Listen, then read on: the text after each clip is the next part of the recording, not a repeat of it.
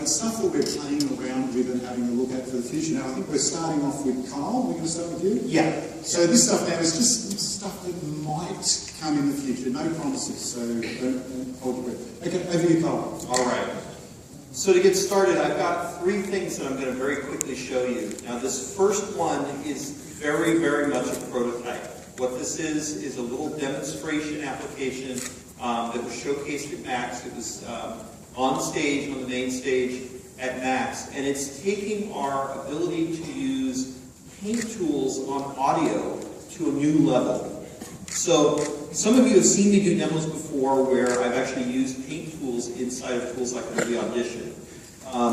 One big challenge that we face with audio, there's an old saying in the video world, is that audio is the last thing you remember, and it's the first thing people notice if it's not done right. It's very, very true. You can watch a wonderful movie with visual effects and everything else. If the audio is terrible, you're not going to enjoy it. One of the big challenges is recording audio in a controlled environment. Right? Most of us do not have a sound stage to go into. We don't have little isolation booths to get isolated audio from different parts of the audio. We generally have to record in an uncontrolled environment. And so one of the things that the audio engineers at Adobe are working on is the idea of being able to take a mixed piece of audio and be able to separate it out very easily into different layers. And so this is something called the audio layers demo. If you want to show this to your friends at some point, there is a little video clip of this on tv.adobe.com that you can see, again, taken from the stage at Max. So what I've done here is just loaded up a piece of audio of myself talking in a hotel room. Oops. Play at the Singapore Marina. Choose from dozens of 5-star hotels, all within walking. Nice lovely cell phone there. Well, again, using these basic controls here and using a paint tool, I'll just increase the opacity of my paint tool here. I can paint across, let's see, is it this one here? Ah, there we go. I can actually paint across just one example of this cell phone here. I don't have to do both of them. I can just pick out one particular one and hit this button here, and it will actually extract out the audio. It's doing the process right now as I'm talking, and it will separate out the audio into different layers based on the selections that I've made. Now this is a very basic example that I just wanted to show you because you might have seen something like this before. Come sit and play at the Singapore Marina. Choose from dozens of 5-star hotels. All right. Let me show you a little bit more of an example here because this is, again, very, very basic. I'll load a project that I've been working on. It took a little bit more time to play around with. Now, the idea behind this one is we took a video off of YouTube of somebody standing on a street corner singing and playing guitar. Totally not pre-processed audio. The audio was all pre-mixed together. And using this simple set of paint tools, we're able to actually extract out the different layers. So here's the mix.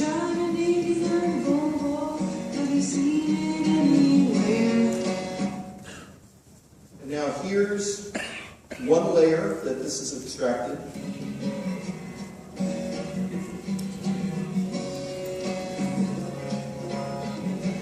Let's see if I can get the switch. I might have to pause it here. It's right. Okay, there we go. I don't know how it happened. I've never lost a car. Are you serious? I might have to be traced. So now with this separated out, again, just using simple painting tools here to kind of paint certain frequencies, we've been able to separate that out. Now I can actually go in and select both of these layers and have a volume control between the two of them. So, oh, I did that backwards. Let's turn that on, let's turn that on. We want to make the guitar louder.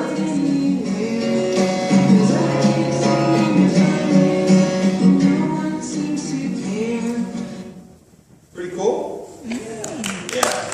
We're really excited about the idea this technology is going to bring to audio mixing, and again, don't know when this is going to happen. Might not ever happen. You know, it really depends on how well the engineers can make this easy and simple for you guys to use. But again, it's that whole idea of using your eyes to tell your ears what to listen to. And it makes it really, really easy to do audio processing. Okay, I've got two more very, very quick things to show you. These next two things that I want to show you are actually things that are coming very, very, very, very, very, very soon. Okay? I can't tell you exactly when, but very soon. Okay? This first one is something dealing with a particular type of camera. Premiere Pro uses and actually works with a lot of different formats that shoot what is called raw video.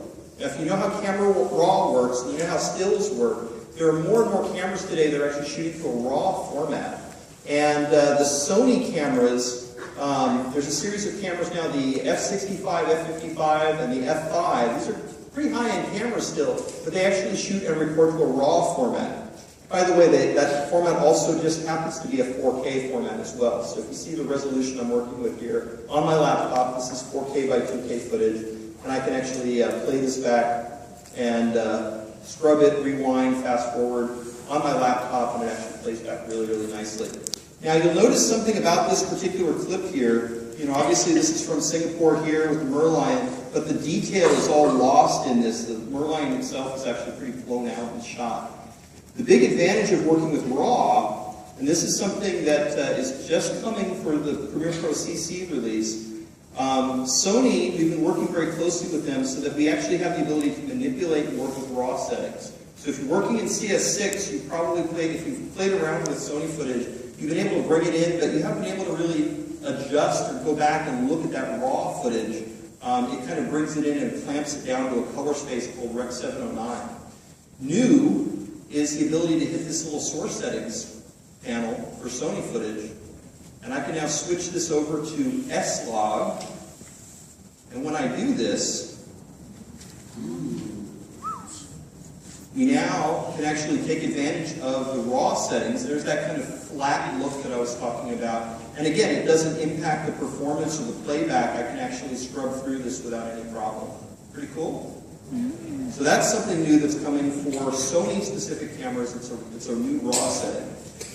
Now this last thing is coming for Premiere Pro CC. It is actually in Premiere Pro CS6, and so I'm actually going to have to demonstrate this in CS6, but it is coming for CC very, very soon. If you're not familiar with this concept, Premiere is actually designed to be very extendable. And so this is one of the reasons why we're seeing such a use of Premiere Pro in the broadcast space right now. Because if you work with broadcast technologies, you can write, these partners write these panels so that if you're using an asset management system, you can drag and drop footage from this custom panel right into Premiere Pro, right into your project bin. And there's literally hundreds of these panels. I could sit here all day long showing you all these different panels for dealing with asset management, for dealing with broadcast graphics. Companies like Chiron have written panels, newsroom technologies, Associated Press, Solutions for Media, Octopus. They've all written these special custom panels that run inside of Premiere. But I wanted to show you an example of a panel that anybody here can use. Anybody here use stock footage? Yep. You ever have a need to go find like an extra clip? You know, you just need that one little bit of coverage to kind of maybe cover up an interview segment or something, and you just want to show something really cool for just a split second. You don't want to have to go out and shoot something. There's a company called Pond5. They're a worldwide company for doing stock video footage, and they have written a custom panel for Premiere.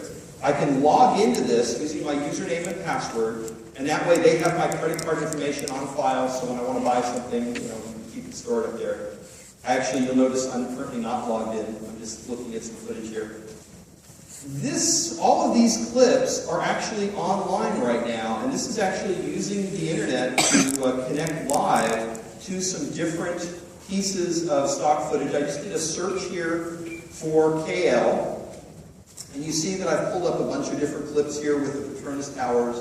If there's a particular clip I want to use in my project, I click on it, and it downloads a low-res version of the clip. Nothing's been charged at this point, but I now have a low-res version of the clip in my project bin, and I can drag and drop that clip right onto my timeline here.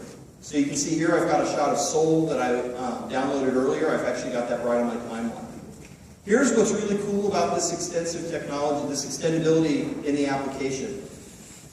What happens when I can download maybe 100 clips, 200 clips, absolutely free, but they're going to have this watermark on them and they're going to be low resolution.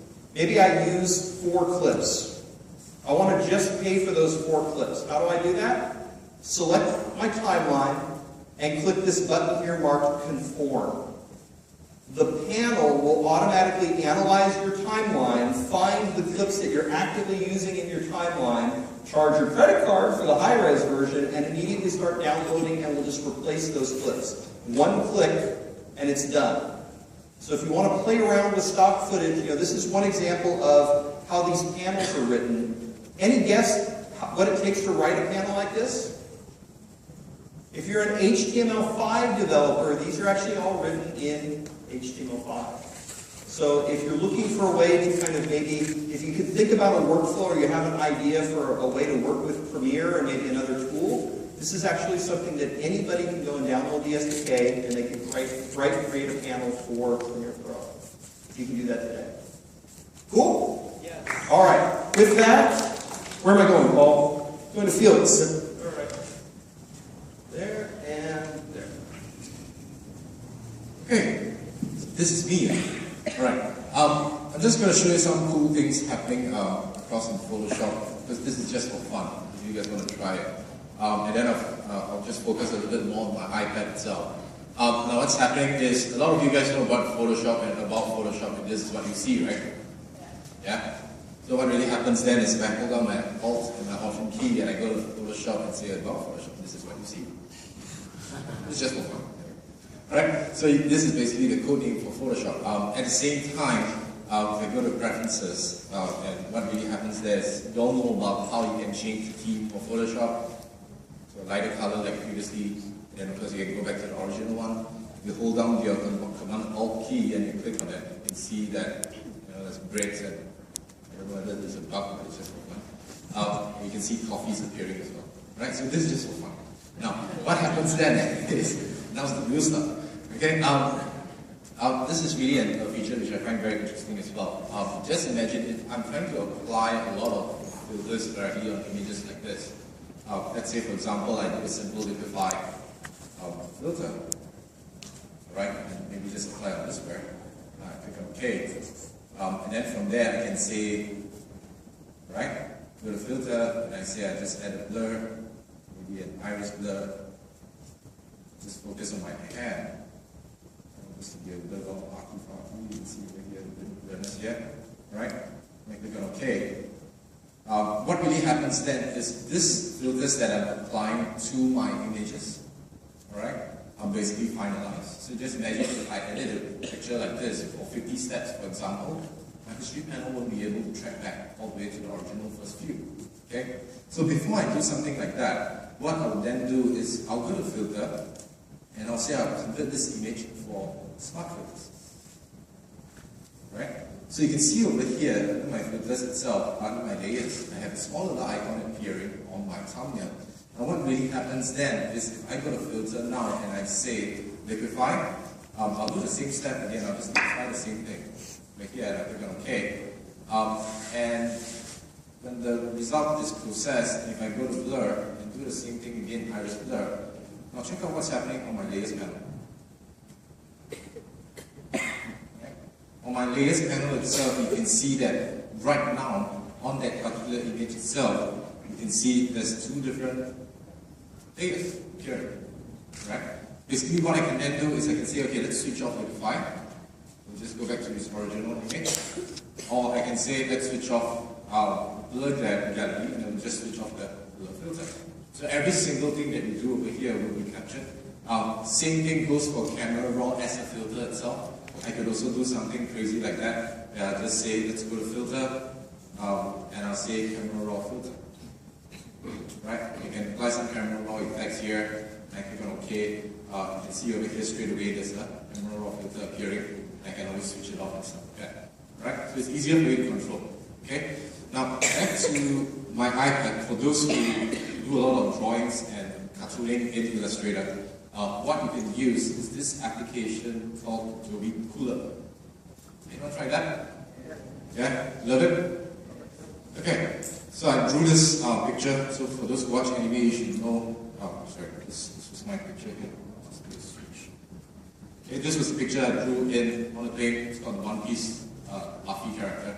Now what happens then is with this that I drew on my iPad, I'm then going to bring this into Illustrator and do the colors and swatches and stuff like that. So if I'm not too sure what's the color scheme like directly that I should use on the character itself, what I can then do is to just launch the Cooler app to find the color schemes for me. So I'll just say One Piece Luffy. Say for example I have something like that. Oops, sorry. It's the haze. It's the haze. I'm still, yeah. And what I can then do is I'll switch back to my iPad. Now with this picture on my desktop, I can then launch this application called Adobe Cooler, right, where I want to get maybe some color swatches for Illustrator. So from here, I can just turn on my camera, just tilt my camera's a bit, see what happens here. And you can see what Cooler is doing is to pick up some color schemes for me. Let's say, for example, if I zoom in even further, right? And I say, okay, and I can save this theme, bring it back into Creative Cloud. I can bring it directly into my desktop and use that set of color swatches that I have on the image. Drop off.